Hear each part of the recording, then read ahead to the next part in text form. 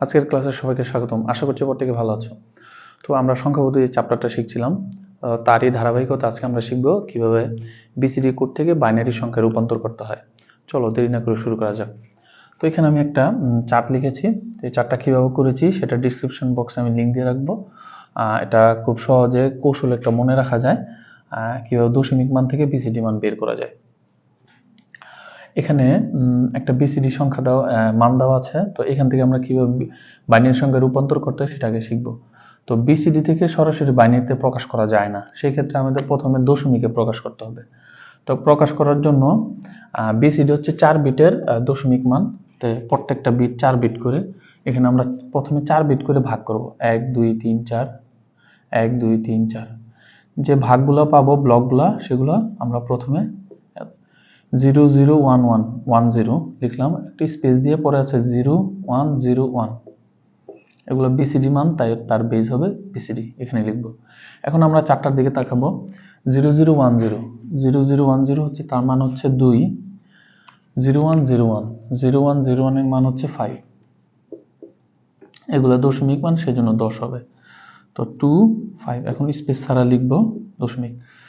এখন বিসিডিটা এত হলে তার দশমিক মান হচ্ছে এত। তারপর আমরা দশমিক থেকে বাইনারিতে প্রকাশ করব। তো দশমিক থেকে বাইনারিতে প্রকাশ করার নিয়ম হচ্ছে ক্রমান্বয়ে এটাকে লসাগু করতে হয়। তো লসাগু মানে এটাকে আমরা 2 দিয়ে ভাগ করব। এই বাইনারি বেস 2 দিয়ে ভাগ করলে হবে, প্রথমে ভাগফলটা লিখব একটা হাইফেন দিয়ে, ভাগ শেষটা লিখব। 12 কে করি ভাগফল 6, ভাগশেষ 0। এবার 6 কে করি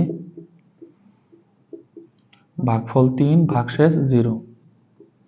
3 কে করি ভাগফল 1, ভাগশেষ 1।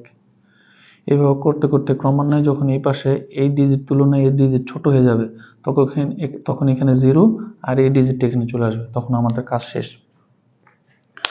তো তারপর আমরা লিখব, সুতরাং দশমিকে ছিল 25। এটা হচ্ছে এই পয়েন্ট থেকে শুরু করে এই পয়েন্ট পর্যন্ত যে আমরা ভাগশেষগুলো পেয়েছি সেটা লিখব 1 1 0 0 1। এটা হচ্ছে বাইনারি। এখন আমার কাছে কিন্তু দশমিক থেকে বাইনারি চাইনি, আমারতে চেয়েছে বিসিডি থেকে বাইনারি। তো সুতরাং পরে লিখব বিসিডি ছিল 0 0 1 0, তারপরে 0 1 0 1। এটা ছিল বিসিডি মান এবং তার বাইনারি মান হচ্ছে এত, 1 1 0 0 1। অর্থাৎ বিসিডিতে মান এত হলে বাইনারি মান তার এত।